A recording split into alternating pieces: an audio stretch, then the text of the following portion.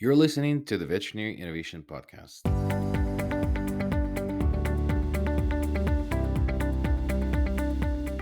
You're listening to the Veterinary Innovation Podcast. My name is Sean Wilkie, and along with my awesome host, we interview the innovators in this space every week.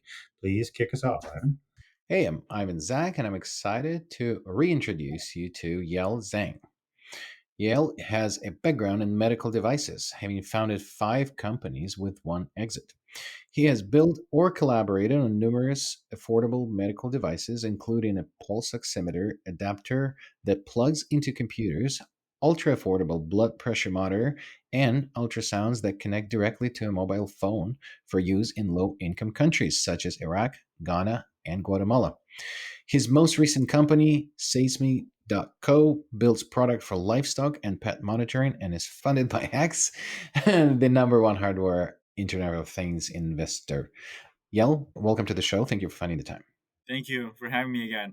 Tell us all about this device. What is it? How does it work? And where do you apply it? Okay, so it actually started 5 years ago. We started building a pillow for senior living that would measure the heart and respiration rate while seniors were in bed and also tell you if they left the bed or not at night. We didn't get anywhere with that. We sold 2 units to one senior home in Ann Arbor. That was it. And now what I realized was nobody gives a shit about the elderly in America. So Nice. We're a Canadian show, so that's good. but then in 2023, I brought it, showed it off to a few people over at VMX, and it was really widely welcomed. So we changed the design entirely, turned it into a mat that you can put into a pet's cage, and then while they're recovering from surgery, if they are on top of the mat, it reads you their heart and respiration rate. So it's not a radar, but it does give you the vital signs. So you don't have to strap anything to the pet. And, because right now the vet techs are just kind of walking around and visually patrolling, or they have one of those Vet Guardian radars, which are several $1,000s. So, you created this technology. You're a hardware innovator. You love building hardware. We've known each other for a bunch of years. What's the big, bold vision for this company? Where are you going? I think the key is, there's been a lot of people who have tried to build hardware for the pet tech space. And it's really split into two groups, right? The super high end, really expensive devices that sell like a couple of units. And then there's like 30,000 companies making really junky wearables or pet feeders coming out of China. So what if there's a way to make affordable devices that are actually really high quality as well that veterinarians will actually use? So the problem is, yeah, there's a lot of trackers out there. They're not really endorsed by veterinarians for healthcare monitoring reasons. So what we want to do is want to take the affordable approach, build a bunch of hardware products, starting with the pet mat, and work through the veterinarians.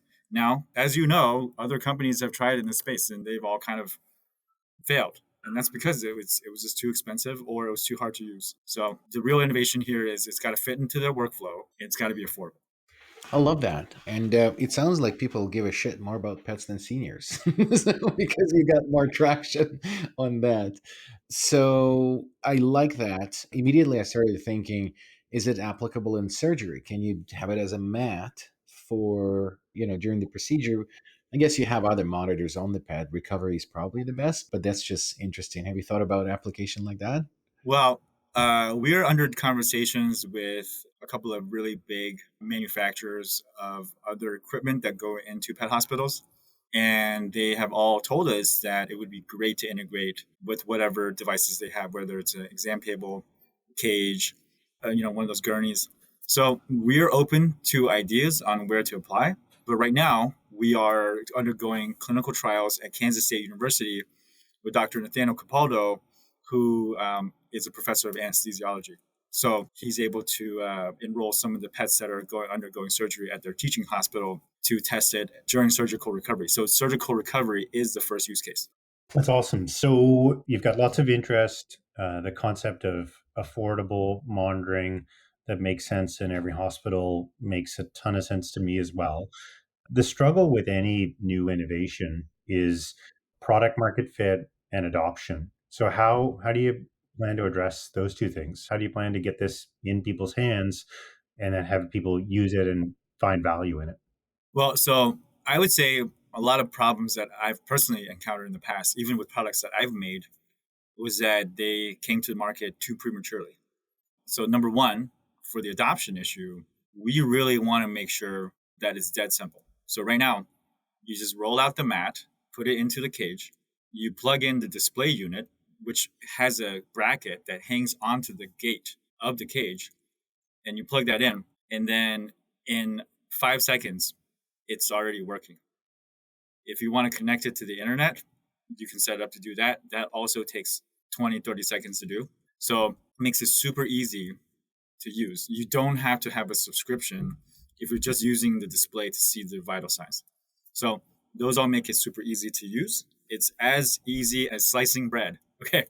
So the second issue that you're talking about is how do we get our names out there? Well, that's why I'm on this podcast, right? Talking to y'all. But secondarily, I've been really, going to these trade shows and trolling manufacturers of equipment that go into pet hospitals and seeing what their thoughts are, because they're always looking for new ways to, increase whatever they can offer to their clients to install into their pet hospitals. And so far, almost 100% of them have believed that this is a crucial product that would definitely be a value add to their offerings. And I've also spoken to a number of distributors as well who are waiting for the results of our clinical trial at Kansas State before signing up to possibly distribute. It's so interesting. Sean and I have more experience in sort of the software space, and how do you innovate around the problem that you find and then build the software and then trying to get it out there. And then your track record is sort of a different, it's a hardware innovation, which is really interesting because to me it's always scary because you need to invent the invention, and then invention needs to become an innovation by pushing it out there, and then there's all these hardware issues along the way. That production, where do you produce it, how do you then the clinical trial, all of those steps. Do you mind maybe unpack like 5 or 7 steps that as a hardware entrepreneur and inventor you go through to take from idea to market? Like, what are those steps? It's really funny because I actually taught a couple of classes, one at WPI and one at Emory, about medical device entrepreneurship. And the title of my class is Just Don't. So, and when you say five, it's exactly right. It is 5 times harder to build hardware versus software. With software, you just have software. But with hardware, you have software, but you also have electronics. You have exterior design, how it fits into the environment and the workflow. You have manufacturing, and then you have logistics, which you have to warehouse and ship. So I'm really fortunate in that I've been able to commercialize and also partner with professors such as Dr. Gary Clifford at Emory University and build a number of affordable medical devices for humans. And so in doing so, we've been able to build a network of vendors, including large publicly traded companies in China that already build and manufacture medical devices. And so with these relationships, we're able to drive down the cost of manufacturing the goods. I'm a trusted resource with them. So the manufacturers will often at the end of the stage, give you a couple of engineers that'll help you reduce the cost or complexity when it gets ready to manufacture. And then the first company that I ever started, Clinical Guard, it's just a successful small business in Atlanta. And so I benefit from my cousin, who's also named Ivan, who manages the warehouse there, who actually helps store and ship all our products. So logistics, manufacturing, design, and engineering, there's a lot of advantages that you build over time from having this expertise. So if people are trying to get started, I would tell them, hell no, don't ever try to build hardware. But now, because I have a track record of doing all this for at least 20 years, it's much easier for me and much lower cost to get started because there's so much, accumulated knowledge. Because I've failed in every way that can be failed. So the final way that's left is the one that might succeed. It's amazing. And so, it's really kind of neat that you've identified this kind of, low cost. One of the other things we were chatting about is like, a lot of people don't like subscription fees. And so it seems like with this new innovative monitoring product, you've thought about all of those things. It seems like it's come from a lot of lessons in the hardware space. But what do you think is different this time? What's the one thing that's different with this invention that you think will make you guys super successful? Well, I think let's qualify that. First of all, is I want to define success here, right? It's unrealistic to think that there could be an IPO or even a unicorn with companies like this. So you should not even think about that. The second thing is making a profitable small business with products like this is actually a pretty good goal. And what makes this different? The truth is, if I could do it all over again with my previous companies, the ones that failed, we did not engage with the partners in the very beginning. Before we even built a product, first thing we did was we trolled a bunch of people at these shows who already have products in the space, like the big guys. I'm talking about like Midmark or Suntech or all those guys who have products in the space and who already have customers. They're the ones who have their ears on the ground. They're listening to what their customers want. So when we present something to them that resonates, they'll tell us if it's a good idea or not because they've already heard it from their customers. So that's what my hypothesis is why this will be different. And we're hopeful because we are signing up pilots right now. So if you're a veterinarian and you're interested in trying one of these mats, we have them in stock. So send me an email to sign up. We'll include your email in the show notes, Yale. So we've got the post-surgery recovery use case. What are the other use cases for the product? Well, this is where it's really outside of my expertise. It's a couple of them, the partners that we're talking to, have said that people are hanging on to their senior pets for a lot longer now. And one of the issues is that at least 1 out of 20 pets will have some type of heart issue, whether it's CHF, congestive heart failure, or something else that does require monitoring over time, if possible. So if we take the approach of working with veterinarians, they love our product, then it's far easier for those veterinarians to say, hey, for $20 a month or however, take this mat with you, put it under your pet's dog bed. And every day, when they come to the dog bed or when they're asleep, it's going to measure them over time and see what's going on. So there's definitely a possible B2C angle here, or rather B2B2C, right? It was be the veterinarians prescribing a product like this. That is something that even major wearable companies have not been able to benefit because they don't get the buy-in from the veterinarian. So this veterinarian buy-in, along with the current trend of companies like Dutch or Whisker Docs going towards more remote patient monitoring than ever before, after, of course, establishing the VCPR.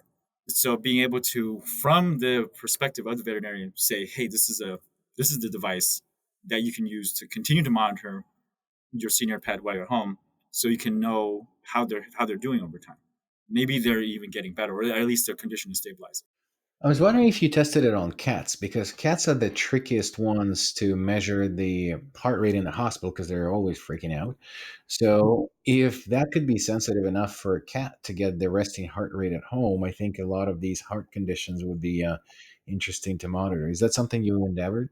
See, I'm about to write that idea down because we are testing only pets during recovery. So for those cats, they're relatively not moving as much. But if we're able to have pets in the home environment where they're relatively calm, then that would be a really interesting use case. So we love to hear from AHA or some of the other feline practitioners who want to work with us and see and investigate this use case.